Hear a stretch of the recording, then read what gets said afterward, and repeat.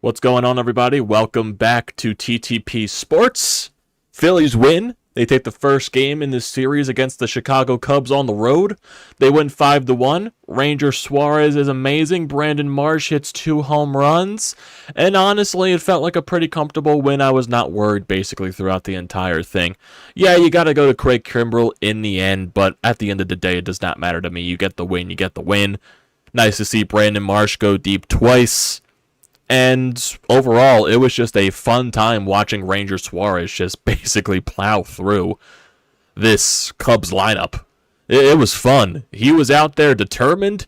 He was just throwing strikes. He was getting guys out. He was getting ground balls. And later on in the game, maybe he allows a base runner. Maybe he walks a guy.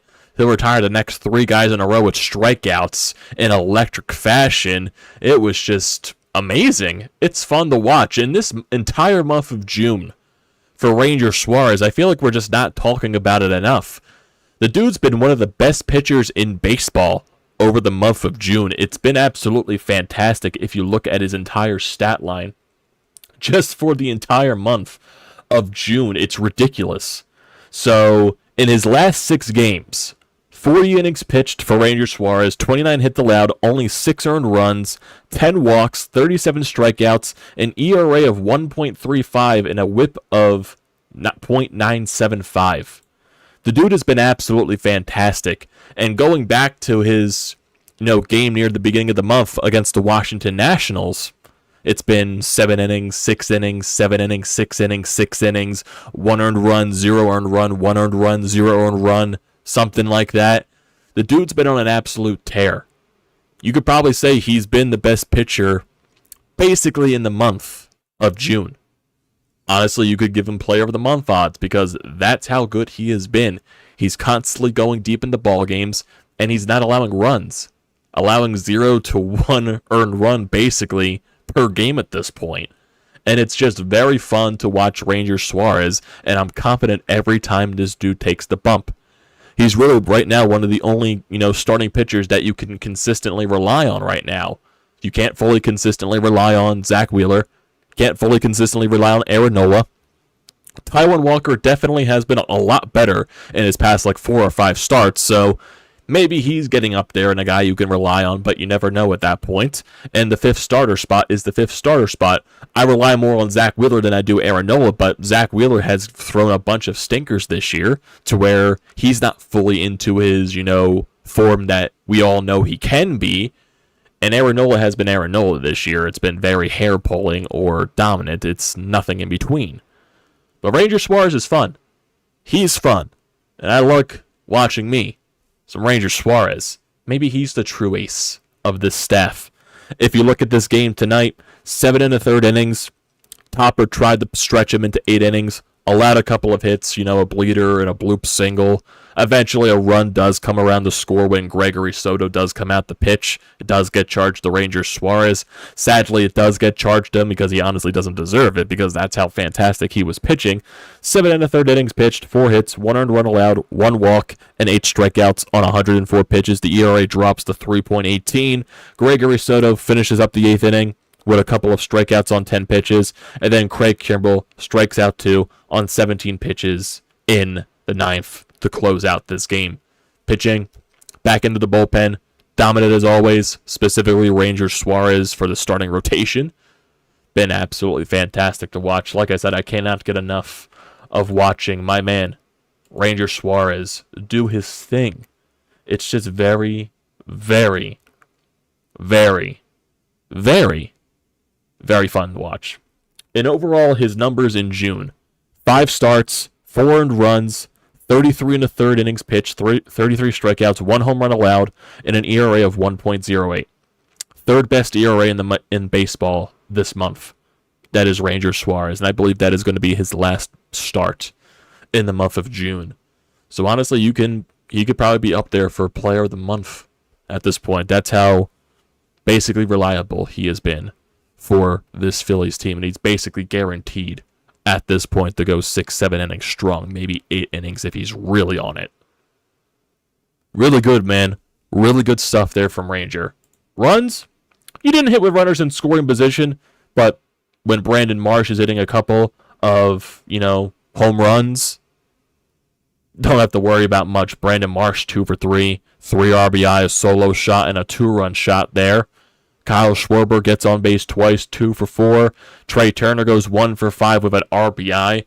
But when he gets that RBI single in the top of the first inning, base running blunder, overruns first base, gets tagged by Cody Bellinger. Even though the run scores, something, could have else happened there. Would have been nice to have an extra runner. But, this team in its stupidity with base running blunders, I don't understand it. This team is just insanely stupid. They play the game stupidly. Nick Castellanos, 1 for 4 with an RBI. Bryce Harper, 0 for 4. He's really going through it. Some hard contact, goes right to a fielder. Some, just not good at bats. He'll eventually get out of it, but maybe he needs the All-Star break to get out of it. I think he's just going through it a little bit right here. Trying too hard to hit home runs. He will get out of it because he's too good not to, but he really is going through it. Alec Boehm, 0 for 4. Bryson Stott, 1 for 4. Cody Clemens, 2 for 4. Surprisingly, he actually gets a multi-hit game.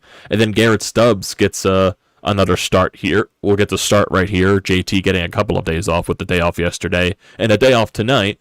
So JT gets some extra rest under his belt. Garrett Stubbs goes over 3 with a walk. 2 for 7 with runners in scoring position was that stat line.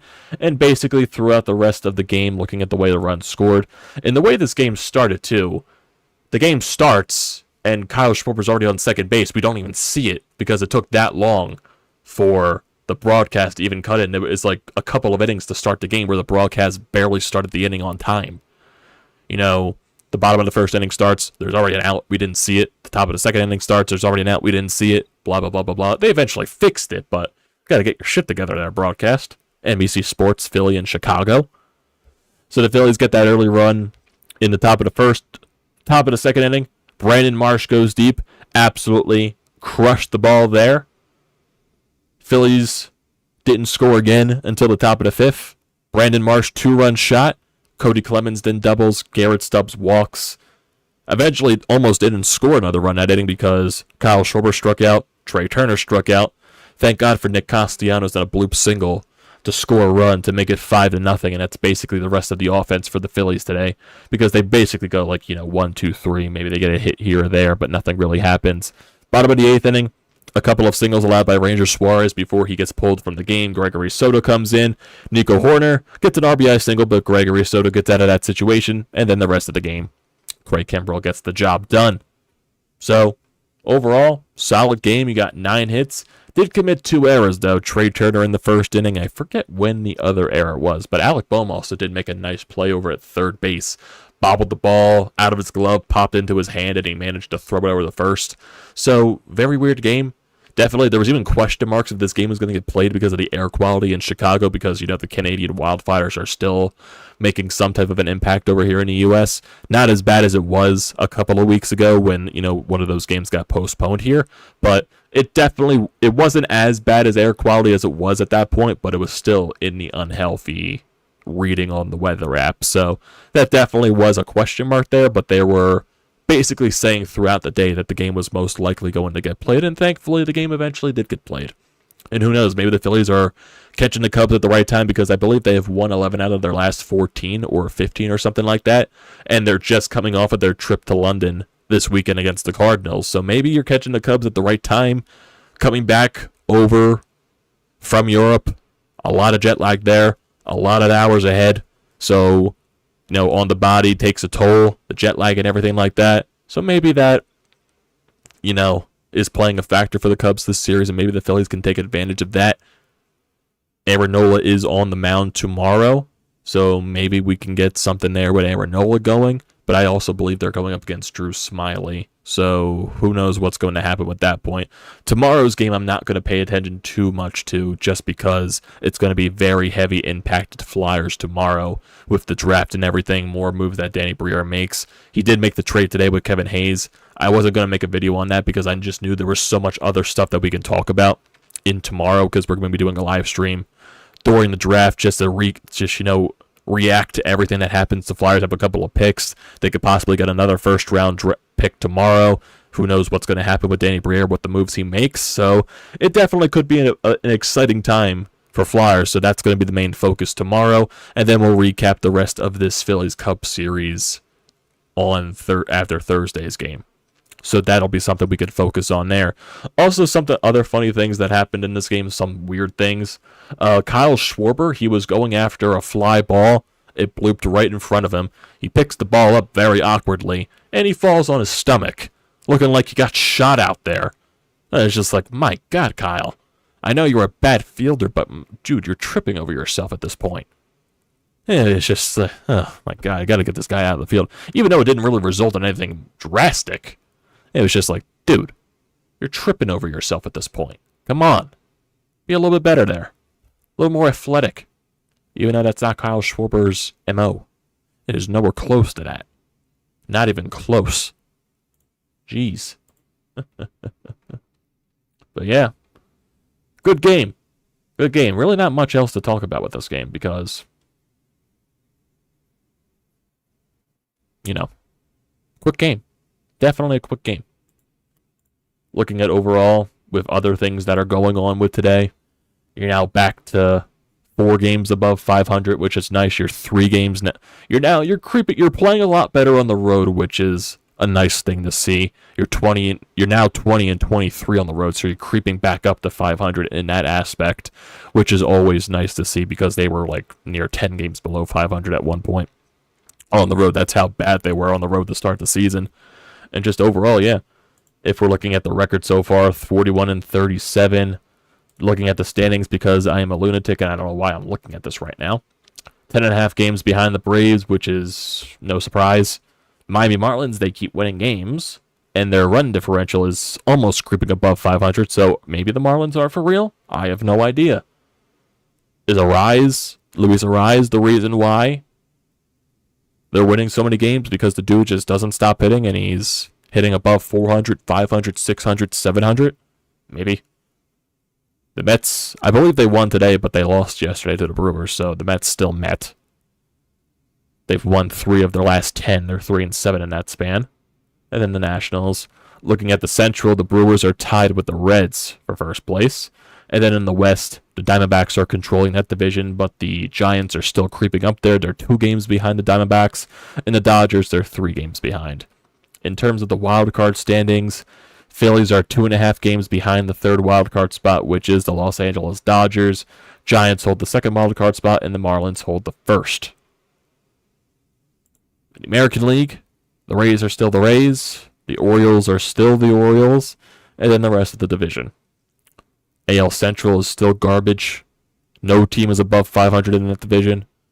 AL West, Rangers are controlling that division. Angels are in 2nd place, surprisingly. Astros, they've slumped a little bit. They have, they're really going through it with injuries right now. 6 games back in that division. They're 3-7 in their last 10. They're going through it. They're definitely going through it. But in regards to today's game, really not that much else. Not that much else. Quick game, entertaining game. Rangers Suarez was great. And you got yourself a nice W. Who couldn't ask for more? Brandon Marsh goes deep twice. His bat is getting red hot as of late, basically ever since Christian Pache came back into the roster after his injury. And, you're going through that whole platoon situation with him and Pache. Brandon Marsh's bat has woken up a little bit. So maybe the platoon situation, Rob Thompson saying that, putting in a little extra jump in Brandon Marsh's game. Maybe that little bit of competition is helping Brandon Marsh a little bit because basically he's looking right now like the guy that was hitting a bunch in the beginning of the year in April. That guy. Dude was on a different level with the way he was hitting in April. Are we going to get that Brandon Marsh back full time? Most likely not. He's on a hot streak. He'll probably eventually come back down to earth. But it's fun to watch. It's definitely fun to watch. So yeah. Not much else. Not much else. Ranger Suarez, amazing. And you get yourself a nice win. Keep on winning games. That's all you can do at this point. Keep on winning games. Keep on winning series. That's all you can do. Won a series against the Mets finally. And now you're facing some lesser opponents this week with the Cubs and the Nationals this weekend. 2 more games against the Cubs. Aaron Nola against Drew Smyly, and then Thursday is going to be Taijuan Walker against Kyle Hendricks. Then this weekend is against the Washington Nationals. 5th starter, Zack Wheeler, Ranger Suarez in that series, and then 6 more games on the road to close out the before the All-Star break. 3 in Tampa Bay and 3 in Miami. So definitely going to be some tough games to close out there. You get two series against non-tough opponents, and then you get 2 series against tough opponents to close out the first half. So definitely going to be a big test for this team when it eventually comes up to this point. But right now, focus on the Cubs, win the series tomorrow. Would be nice to see that. Then you move on to the Washington Nationals. That's all you can do at this point. So that is going to do it for tonight, everybody. More of a quick hitter. Didn't want to go too late tonight just because 8 o'clock game. Don't really want to go past 11. Got other stuff to do a little bit before, you eventually go to bed. Relax a little bit too. So, end it off here. Like I said, for tomorrow, it's going to be more heavily Flyers. We'll be doing our live stream for the NHL draft. See what Danny Briere has in store. Maybe if he makes a trade before the draft to get another first-round pick, or he does something during the draft, like a big blockbuster trade or something like that. We'll definitely look forward to that as well. But tomorrow, going to be very draft-heavy, very Flyers-heavy. It's going to be a very exciting time. Big draft for this organization to see who they're going to select, possibly with that 7th overall pick, or maybe Danny Briere does something to move up in the draft. Who knows? There's a lot of rumors circling around who they want to pick. So, definitely going to be a fun time. Definitely stay tuned for that. But for right now, we're going to end off this stream. So thank you for joining tonight, everybody. Do not forget to leave a comment in the comment section down below. I'd like to see those. Don't forget to drop a like. Do not forget to check out everything in the description down below. Also, don't forget to hit that subscribe button. It does me a great deal of service. Join the TTP Sports family. We're getting very, very close to 800 subscribers. Once we get surpassed that 800 mark, we're getting closer and closer to 1,000. So let's try to get that to 800 soon. We're like around 790 or something like that. So let's keep it moving. Keep it flowing. Also use the code TTPSPORTS, $20 off your first purchase at SEATGEEK. Great deal. Do not pass it up. Thank you once again, everybody, for joining tonight. I'll see you tomorrow for Flyers